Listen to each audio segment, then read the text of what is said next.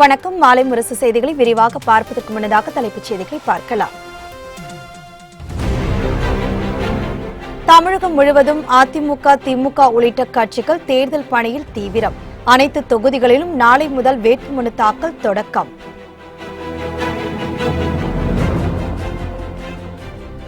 பதினெட்டு சட்டப்பேரவை தொகுதிகளையும் கைப்பற்ற துடிக்கும் அதிமுக, திமுக.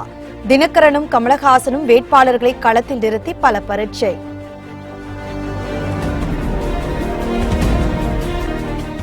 8 மக்களவை தொகுதிகளில் திமுக, அதிமுக இடையே நேரடி போட்டி. 10 தொகுதிகளில் வாரிசுகளை களம் இறக்கிவிட்ட திராவிட கட்சிகள்.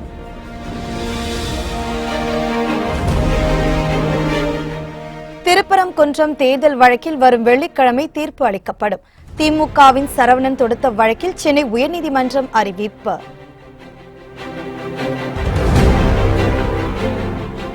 கோவா முதலமைச்சர் மனோகர் பாரிக்கரின் உடலுக்கு தலைவர்கள் கண்ணீர் அஞ்சலி. பிரதமர் நரேந்திர மோடி உள்ளிட்ட தலைவர்கள் இறுதி சடங்கில் பங்கேற்பு. அதிமுக மற்றும் கூட்டணி கட்சி வேட்பாளர்களை ஆதரித்து நாளை மறுதினம் முதல் தேர்தல் பிரச்சாரத்தை சேலத்தில் இருந்து முதலமைச்சர் எடப்பாடி பழனிசாமி துவக்க உள்ளார். மக்களவைத் தேர்தல் மற்றும் இடைத்தேர்தலை வருகின்ற ஏப்ரல் மாதம் 18ஆம் தேதி நடைபெறவுள்ளது. இதனை முன்னிட்டு அதிமுக வேட்பாளர்கள் நேற்று அறிவிக்கப்பட்ட நிலையில் தேர்தல் அறிக்கை இன்று பிற்பகலில் வெளியிடப்பட உள்ளது. சென்னை ராயப்பேட்டையில் உள்ள அதிமுக தலைமை அலுவலகத்தில் வைத்து கட்சியின் ஒருங்கிணைப்பாளர் ஓ பன்னீர்செல்வம், இணை ஒருங்கிணைப்பாளர் எடப்பாடி பழனிசாமி ஆகியோர் இணைந்து தேர்தல் அறிக்கையை வெளியிட உள்ளனர். இந்த நிலையில் அதிமுக மாவட்ட செயலாளர்கள் மற்றும் மக்களவை இடைத்தேர்தல் வேட்பாளர்கள் ஆலோசனைக் கூட்டம் தொடங்கியது. OPS, EPS தலைமையில் நடைபெற்று வரும் ஆலோசனைக் கூட்டத்தில் அமைச்சர்கள், தலைமை கழக நிர்வாகிகள் கலந்து கொண்டுள்ளனர்.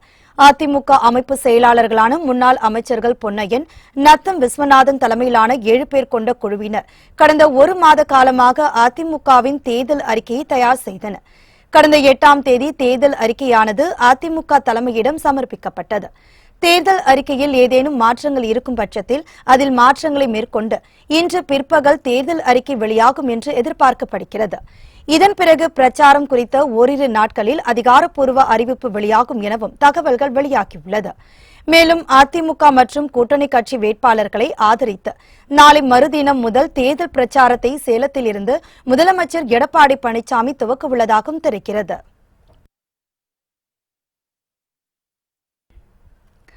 திருப்பரங்குன்றம் தொகுதி இடைத்தேர்தல் வழக்கில் மார்ச் 22ஆம் தேதி தீர்ப்பு அளிக்கப்படும் என சென்னை உயர்நீதிமன்றம் தெரிவித்துள்ளது. திருப்பரங்குன்றம் தொகுதி இடைத்தேர்தலில் அதிமுக சார்பில் AK போஸ் வெற்றி பெற்றதை செல்லாது என அறிவிக்க கோரி உயர்நீதிமன்றத்தில் திமுகவின் சரவணன் வழக்கு தொடுத்தார். அதில் மருத்துவமனையில் சிகிச்சை பெற்று வந்த ஜெயலலிதாவிடம் அவர் சுயநினைவில் இல்லாத நிலையில் வேட்புமனுவில் கைரேகை பெற்றிருப்பதாக சுட்டிக்காட்டினார். இதனிடையே AK போஸ் இறந்த நிலையில் வழக்கு நிலுவையில் இருப்பதை காரணம் காட்டி திருப்பரங்குன்றம் தொகுதிக்கு இடைத்தேர்தல் அறிவிக்கப்படவில்லை. அந்த வழக்கின் தீர்ப்பை விரைவாக வழங்க கோரி சென்னை உயர்நீதிமன்றத்தில் சரவணன் மனு தாக்கல் செய்தார். இந்த மனுவை விசாரித்த உயர்நீதிமன்றம் திருப்பரங்குன்றம் இடைத்தேர்தல் வழக்கில் மார்ச் 22ஆம் தேதி தீர்ப்பு அளிக்கப்படும் என அறிவித்துள்ளது. திருப்பரங்குன்றம் தொகுதிக்கு இடைத்தேர்தலை அறிவிக்காத தேர்தல் ஆணையத்தின் செயல் தவறு என்றும் உயர்நீதிமன்றம் தெரிவித்துள்ளது.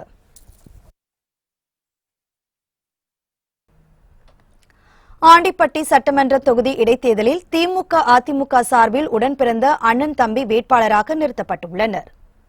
தமிழகத்தில் மக்களவைத் தேர்தலுடன் 18 சட்டமன்ற தொகுதிகளுக்கு இடைத்தேர்தலும் அறிவிக்கப்பட்டுள்ளது. ஆண்டிப்பட்டி தொகுதியில் புதுமையாக அண்ணன் மகாராசன் திமுக வேட்பாளராகவும், தம்பி லோகிராசன் அதிமுக வேட்பாளராகவும் களம் இறக்கப்பட்டுள்ளனர். இதனால் ஆண்டிப்பட்டி தொகுதி மக்கள் வியப்படைந்துள்ளனர். தென் சென்னை, திருநெல்வேலி உள்ளிட்ட 8 தொகுதிகளில் திமுக, அதிமுக இடையே நேரடி போட்டி நிலவுகிறது. தென் சென்னை தொகுதியில் திமுக சார்பில் தமிழச்சி தங்கப்பாண்டியனும், அதிமுக சார்பில் ஜெயவர்த்தனும் போட்டியிடுகின்றனர். காஞ்சிபுரம் தொகுதியில் திமுக சார்பில் செல்வமும், அதிமுக சார்பில் மரகதம் குமரவேலும் போட்டியிடுகின்றனர். திருவண்ணாமலை தொகுதியில் திமுக சார்பில் அண்ணாதுரையும், அதிமுக சார்பில் அக்ரி கிருஷ்ணமூர்த்தியும் போட்டியிடுகின்றனர். சேலம் தொகுதியில் திமுக சார்பில் பார்த்திபனும், அதிமுக சார்பில் சரவணனும் போட்டியிடுகின்றனர். நீலகிரி தொகுதியில் திமுக சார்பில் ராசாவும், அதிமுக சார்பில் தியாகராஜனும் போட்டியிடுகின்றனர். பொள்ளாச்சி தொகுதியில் திமுக சார்பில் சண்முக சுந்தரமும், அதிமுக சார்பில் மகேந்திரனும் போட்டியிடுகின்றனர். மயிலாடுதுறை தொகுதியில் திமுக சார்பில் ராமலிங்கமும் அதிமுக சார்பில் ஆசைமணியும் போட்டியிடுகின்றனர். திருநெல்வேலி தொகுதியில் திமுக சார்பில் ஞான திரவியமும் அதிமுக சார்பில் மனோஜ் பாண்டியனும் போட்டியிடுகின்றனர். மக்களவைத் தேர்தலில் போட்டியிடும் பாமக வேட்பாளர்களின் இரண்டாவது பெயர் பட்டியல் வெளியிடப்பட்டுள்ளது. அடுத்த மாதம் 18ஆம் தேதி ஒரே கட்டமாக மக்களவைத் தேர்தல் நடைபெறுகிறது. அதிமுக தலைமையிலான கூட்டணியில் பாட்டாளி மக்கள் கட்சிக்கு 7 மக்களவைத் தொகுதிகள் ஒதுக்கப்பட்டன. இவற்றில் 5 தொகுதிகளுக்கான வேட்பாளர் பெயர்களை பாமக நேற்று அறிவித்தது. அதன்படி தருமபுரி தொகுதியில் அன்புமணி ராமதாஸ் போட்டியிடுகிறார். விழுப்புரம் தொகுதியில் வடிவேல் ராவணனும், கடலூர் தொகுதியில் டாக்டர் ஆர் கோவிந்தசுவாமியும் போட்டியிடுகின்றனர். இதேபோல் அரக்கோணம் தொகுதியில் AK மூர்த்தி, மத்திய சென்னை தொகுதியில் முனைவர் சாம்பல் ஆகியோர் வேட்பாளராக அறிவிக்கப்பட்டுள்ளனர். எஞ்சிய 2 தொகுதிகளுக்கான வேட்பாளர்கள் பெயர்கள் இன்று அறிவிக்கப்பட்டுள்ளது. அதன்படி ஸ்ரீபெரும்புத்தூர் தொகுதியில் வைத்தியலிங்கமும், திண்டுக்கல் தொகுதியில் ஜோதி முத்துவும் போட்டியிடுகின்றனர்.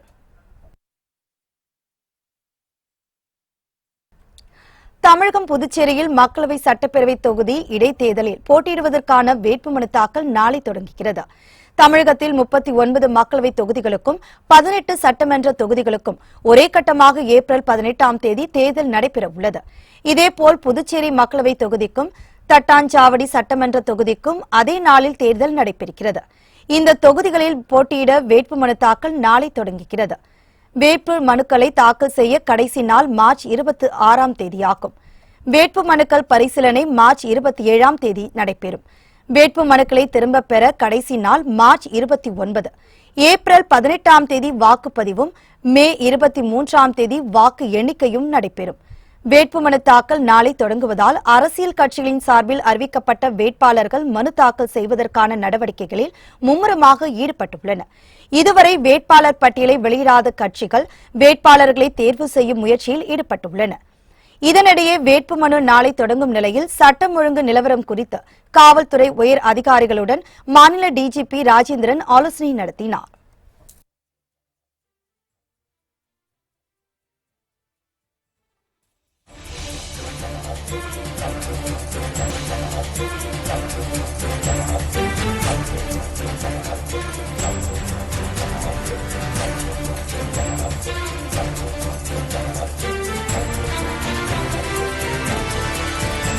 செய்தியில் இரவு 8 மணி வரை மதுரையில் இரவு 8 மணி வரை வாக்குப்பதிவு நடைபெறும் என தலைமை தேர்தல் அதிகாரி சத்யபிரதா சாஹூ தற்போது அறிவித்துள்ளார். சித்திரை திருவிழா நடைபெறுவதால் ஏப்ரல் 18ஆம் தேதி இரவு 8 மணி வரை தேர்தல் நடைபெறும் என்று அவர் அறிவித்துள்ளார். காலை 7 மணி முதல் இரவு 8 மணி வரை தேர்தல் நடைபெறும் என சத்யபிரதா சாஹூ தற்போது தெரிவித்துள்ளார்.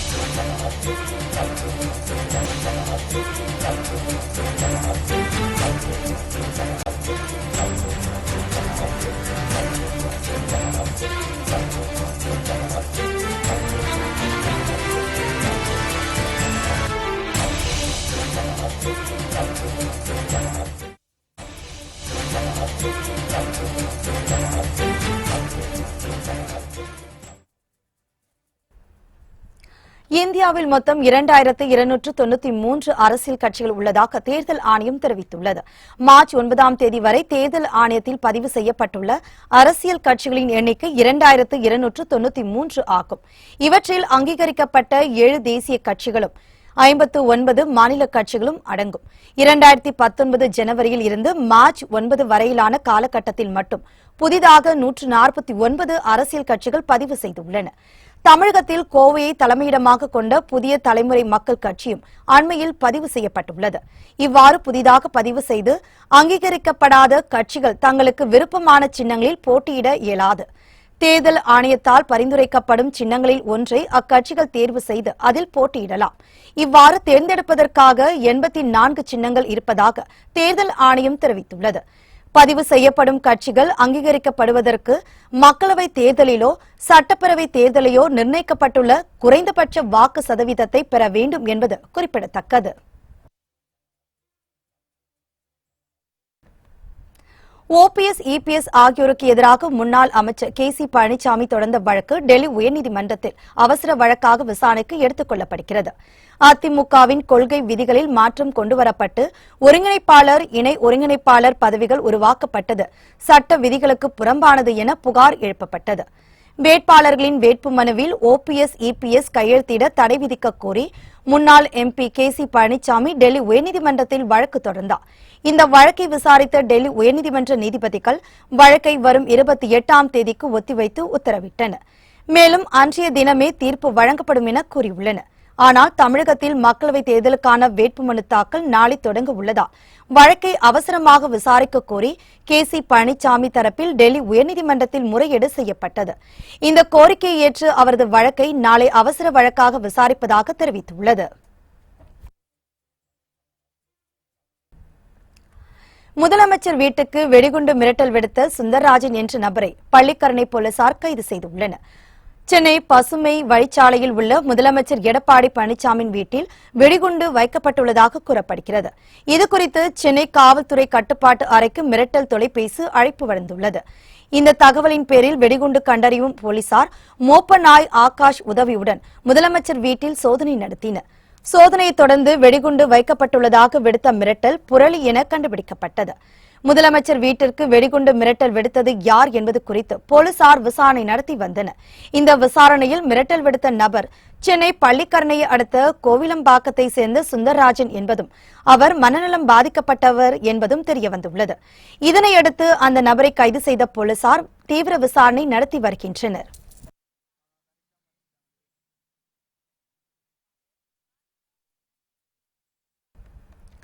மனோகர் பாரிக்கர் உடல் இன்று முழு அரசு மரியாதையுடன் ராமர் கடற்கரையில் தகனம் செய்யப்பட உள்ளது.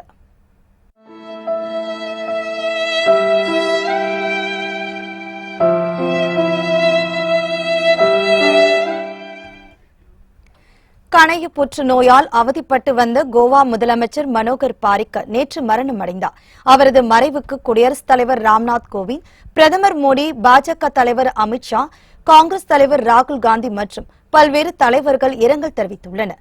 பாரிக்கர் மறைவுக்கு மத்திய அமைச்சரவை சார்பில் இன்று இரங்கல் கூட்டம் நடைபெறுகிறது.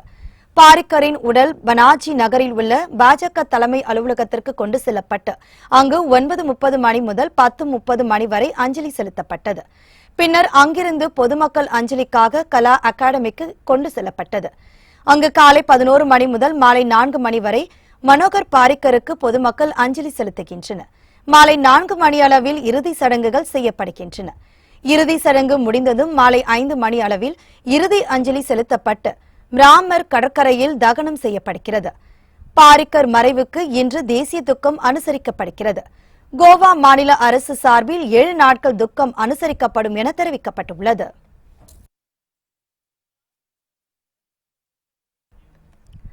புற்றுநோய் காரணமாக காலமான கோவா முதலமைச்சர் மனோகர் பாரிக்கருக்கு ஆளுநர் பன்வாரிலால் புரோஹித் மற்றும் முதலமைச்சர் எடப்பாடி பழனிசாமி இரங்கல் தெரிவித்துள்ளனர். மனோகர் பாரிக்கரின் மரண செய்தி அதிர்ச்சியை ஏற்படுத்தியதாக ஆளுநர் வெளியிட்டிருக்கும் செய்திக்குறிப்பில் கவலை தெரிவித்துள்ளார். மிக சிறந்த நிர்வாகி என்றும் அறிவாற்றல் மிக்கவர் என்றும் புகழாரம் சூட்டியிருக்கும் ஆளுநர் எளிமை, தயாள குணம் நிறைந்தவர் என்றும் நினைவு கூர்ந்துள்ளார். அவரது இழப்பு நாட்டுக்கு பெரும் இழப்பு என்றும் ஆளுநர் தெரிவித்துள்ளார். மனோகர் பாரிக்கரது மரணம் குறித்து தமிழக முதலமைச்சர் வெளியிட்டிருக்கும் அறிக்கையில் பாதுகாப்புத்துறை அமைச்சராகவும் மக்களவை உறுப்பினராகவும் திறம்பட செயல்பட்டவர் என்று பாராட்டு தெரிவித்துள்ளார். கடின உழைப்பாளி என்றும் அனைவரிடம் அன்பாக பழகும் தன்மை உடையவர் என்று முதலமைச்சர் குறிப்பிட்டிருக்கிறார். காங்கிரஸ் பொதுச் செயலாளர் பிரியங்கா இன்று கங்கை ஆற்றில் படகு மூலம் பிரயாக்ராஜ் நகரிலிருந்து வாரணாசிக்கு சுற்றுப்பயணம் மேற்கொண்டு 3 நாட்கள் தேர்தல் பிரச்சாரத்தில் ஈடுபடுகிறார். உத்தரப்பிரதேச மாநில கிழக்கு மண்டல பொதுச் செயலாளராக நியமிக்கப்பட்டுள்ள பிரியங்கா காந்தி கங்கை நதி வழியாகவும் பாத யாத்திரையாகவும் மக்களை நேரடியாக சந்தித்து காங்கிரஸ் கட்சிக்கு ஆதரவு திரட்டப் போவதாக தெரிவித்துள்ளார். இதன் ஒரு பகுதியாக இன்று முதல் 3 நாட்களுக்கு படகிலேயே பயணித்து பிரியங்கா காந்தி பிரச்சாரம் செய்ய உள்ளார். பிரயாக்ராஜில் இருந்து ஸ்டீமர் படகு மூலம் தனது பயணத்தை துவங்கும் பிரியங்கா காந்தி 140 கிலோமீட்டர் பயணம் செய்து வாரணாசியில் தனது பயணத்தை முடிக்க உள்ளார். 22ஆம் தேதி வரையிலான பிரியங்காவின் கங்கை யாத்திரைக்கு தேவையான ஏற்பாடுகளை காங்கிரஸ் கட்சியினர் செய்துள்ளனர். கங்கை நதி வழியாக சென்று தனது மக்களவைத் தேர்தல் பிரச்சாரத்தை பிரியங்கா காந்தி துவக்க உள்ளார். தமிழகம் மற்றும் புதுச்சேரியில் மதசார்பற்ற முற்போக்கு கூட்டணி 40 தொகுதிகளிலும் மகத்தான வெற்றி பெறும் என வைகோ தெரிவித்துள்ளார். திமுக கூட்டணியில் தூத்துக்குடி தொகுதியில் போட்டியிட உள்ள திமுக வேட்பாளர் கனிமொழி மதிமுக பொதுச் செயலாளர் வைகோவை அவரது அண்ணாநகர் இல்லத்தில் சந்தித்தார். அப்போது வைகோவிடம் கனிமொழி ஆசை பெற்றார். பின்னர் இருவரும் செய்தியாளர்களிடம் கூட்டாக பேட்டி அளித்தனர். வைகோ பேசுகையில், தமிழகம் மற்றும் புதுவையில் மதசார்பற்ற முற்போக்கு கூட்டணி 40 தொகுதிகளிலும் மகத்தான வெற்றி பெறும். கனிமொழி 1 லட்சம் வாக்குகள் வித்தியாசத்தில் வெற்றி பெறுவார் என்றும் குறிப்பிட்டார். தமிழகத்தில் அனைத்து தொகுதிகளிலும் பிரச்சாரம் செய்ய விரும்புவதாக குறிப்பிட்ட வைகோ முதல் நாள் பிரச்சாரத்தை தூத்துக்குடியிலிருந்து துவங்க உள்ளதாக கூறினார். தமிழகம், புதுவை உள்ளிட்ட 40 நாடாளுமன்ற தொகுதிகளிலும் மகத்தான வெற்றி பெறும். அன்பு சகோதரி கனிமொழி அவர்கள் தூத்துக்குடி நாடாளுமன்ற தொகுதியில் திராவிட முன்னேற்ற கழக வேட்பாளராக போட்டியிடுகிறார்கள். 1 லட்சத்துக்கு அதிகமான வாக்குகள் வித்தியாசத்திலே நிச்சயமாக வெற்றி பெறுவார்கள். நான் என்னுடைய பிரச்சாரத்தை 22ஆம் தேதி தூத்துக்குடி நாடாளுமன்ற தொகுதியிலிருந்துதான் நான் தொடங்குகிறேன்.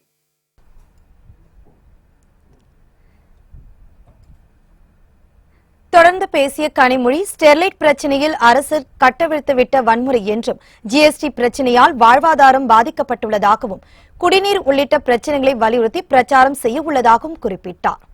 ஸ்டெர்லைட் பிரச்சனையில போராடி கொண்டிருந்த மக்கள் மீது அரசாங்கம் கட்டவிழ்த்து விட்டு இருக்கக்கூடிய வன்முறை, it's cold blooded murder by the Tamil Nadu அரசாங்கம். எந்தவித பிரச்சனையும் இல்லாமல் அந்த போராட்டம் நடந்து கொண்டிருக்கக்கூடிய சமயத்திலே காவல்துறையை ஏவி 13 பேரை கொலை செய்திருக்கிறது.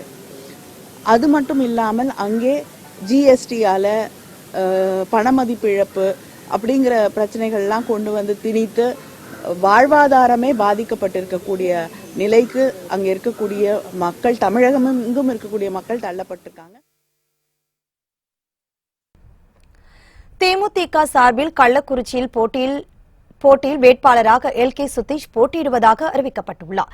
அதிமுக கூட்டணியில் தேமுதிகவிற்கு வடசென்னை, கள்ளக்குறிச்சி, விருதுநகர், திருச்சி ஆகிய 4 தொகுதிகள் ஒதுக்கப்பட்டுள்ளன. கட்சியின் தலைமை அலுவலகத்தில் சுதீஷ், பார்த்தசாரதி உள்ளிட்ட நிர்வாகிகளுடன் வேட்பாளர் தேர்வு குறித்து விஜயகாந்த் நேற்று ஆலோசனை நடத்தினார். இதனையடுத்து 4 தொகுதிகளுக்கும் வேட்பாளர் தேர்வு செய்யப்பட்டனர். இந்த நிலையில் தேமுதிக சார்பில் போட்டியிடும் வேட்பாளர்களை விஜயகாந்த் வெளியிட்டார். கள்ளக்குறிச்சி தொகுதியில் எல்.கே. சுதீஷ், வடசென்னை தொகுதியில் அழகாபுரம் மோகன்ராஜ் போட்டியிடப் போவதாக அறிவிக்கப்பட்டுள்ளது. இதேபோல் திருச்சி தொகுதியில் இளங்கோவன், விருதுநகர் தொகுதியில் அழகர்சாமி ஆகியோர் மக்களவைத் தேர்தலில் களம் இறங்குகிறார்கள் எனவும் விஜயகாந்த் வெளியிட்டுள்ள அறிக்கையில் குறிப்பிடப்பட்டுள்ளது.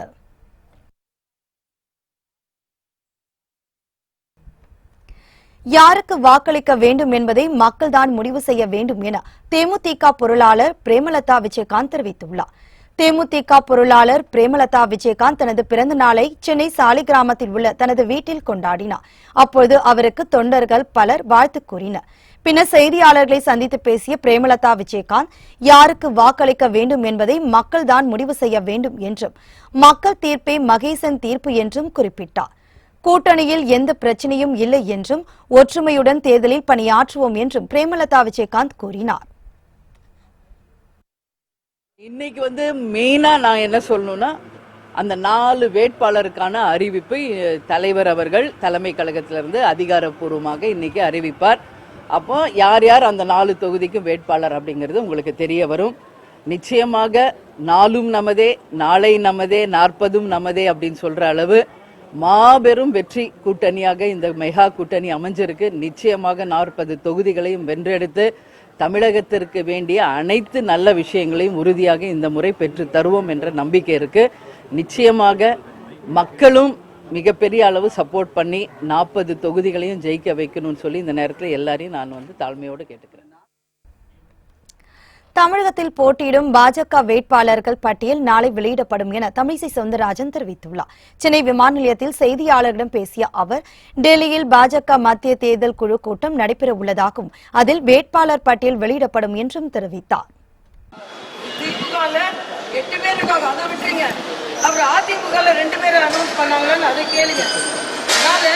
பட்டியல் வந்திருக்குது. பட்டியலை முழுசா அலசி ஆராய்ந்துட்டு நான் சொல்றேன். நான் 3 மணிக்கு பிளைட் ஏறி இப்பதான் காலையில வந்திருக்கேன். முழுமையாக பட்டியலை நான் பார்த்தேன். ஆனா எந்த அளவிற்கு மற்றவர்கள் கேட்டார்கள், எந்த அளவிற்கு விண்ணப்பித்திருந்தார்கள், எந்த அளவிற்கு அவர்களுக்கு கொடுக்கப்பட்டிருக்கிறது எல்லாரையும் பார்த்துட்டு நான் சொல்றேன். அதாவது பாஜகவிற்கு நல்ல வேட்பாளர்கள், திறமையான வேட்பாளர்கள், நாட்டிற்கு நல்லது செய்கின்ற வேட்பாளர்கள் நிச்சயமாக வருவார்கள். தமிழகத்தில் நடைபெறும் 18 சட்டமன்ற தொகுதிகளுக்கான இடைத்தேர்தலில் ஆட்சியை கைப்பற்றுவதில் அதிமுக திமுக இடையே கடும் போட்டி ஏற்பட்டுள்ளது. தமிழகத்தில் வருகின்ற ஏப்ரல் மாதம் 18ஆம் தேதி நாடாளுமன்ற தேர்தல் நடைபெறுகிறது. அதே நாளில் தமிழக சட்டப்பேரவையில் தகுதி நீக்கம் செய்யப்பட்ட 21 தொகுதிகளில் 18 தொகுதிகளுக்கான இடைத்தேர்தலும் நடைபெறுகிறது. இந்த தேர்தல் முடிவில் அதிமுக கட்சியில் நீடிக்க 8 எம்எல்ஏக்கள் தேவைப்படுகிறது. இதனால் மக்களவைத் தேர்தலை விட சட்டப்பேரவை தேர்தலில் திமுகவும் அதிமுகவும் தீவிரமாக களம் இறங்கியுள்ளன. அதிமுக திமுக கட்சிகள் 18 சட்டமன்ற தொகுதிகளுக்கும் வேட்பாளர்களை அறிவித்துள்ளது. இதேபோன்று அமமுக 9 தொகுதிகளில் வேட்பாளர்களை நிறுத்தியுள்ளது. கமலஹாசன் தலைமையிலான மக்கள் நீதி மையமும் சட்டப்பேரவை இடைத்தேர்தலில் போட்டியிட முடிவு செய்துள்ளது. இதனால் 18 சட்டப்பேரவை இடைத்தேர்தல் மிகவும் முக்கியத்துவம் வாய்ந்ததாக கருதப்படுகிறது. திமுக ஆட்சியை பிடிப்பதிலும் அதிமுக ஆட்சியை தக்க வைப்பதிலும் தீவிரம் காட்டி வருவதாக அரசியல் வல்லுநர்கள் கருதுகின்றனர்.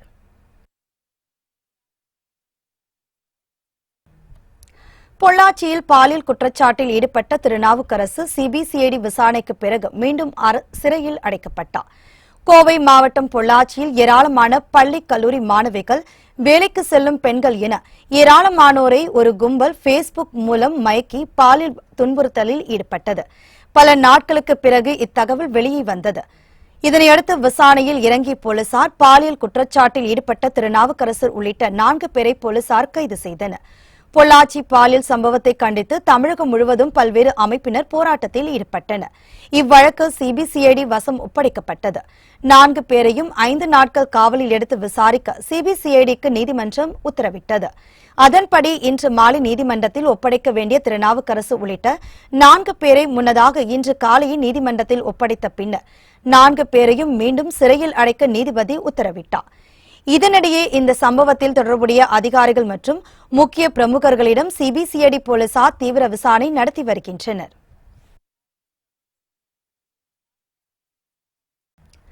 திருச்சி அருகே திருட்டுத்தனமாக அரசு மதுபானங்களை விற்றவரை போலீசார் கைது செய்தனர்.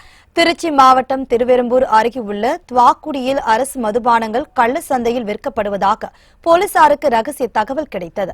இதன் அடிப்படையில் போலீசார் நடத்திய அதிரடி சோதனையில் அசூர் முட்டுக்காட்டு பகுதியில் அரசு டாஸ்மாக் மது பாட்டில்களை விற்றுக் கொண்டிருந்த ராஜேந்திரன் என்பவரை கைது செய்தனர்.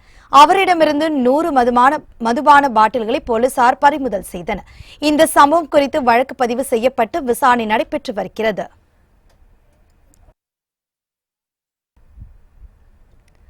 சமாஜ்வாதி பகுஜன் சமாஜ் கூட்டணியே பாஜகவை தோற்கடிக்கும் என்றும் காங்கிரசின் உதவி தேவையில்லை என்றும் மாயாவதி தெரிவித்துள்ளார். உத்தரப்பிரதேசத்தில் சமாஜ்வாதி கட்சியும் பகுஜன் சமாஜ் கட்சியும் கூட்டணி சேர்ந்து தேர்தலில் போட்டியிடுகின்றன.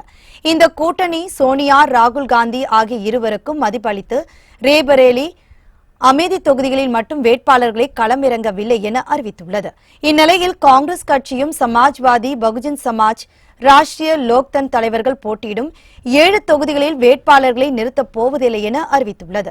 இதுகுறித்து டுவிட்டரில் கருத்து தெரிவித்துள்ள மாயாவதி, பாஜகவை தோற்கடிக்க சமாஜ்வாதி, பகுஜன் சமாஜ் கூட்டணிக்கு வலிமை உள்ளதாகவும் காங்கிரசின் உதவி தேவையில்லை என்றும் குறிப்பிட்டுள்ளார்.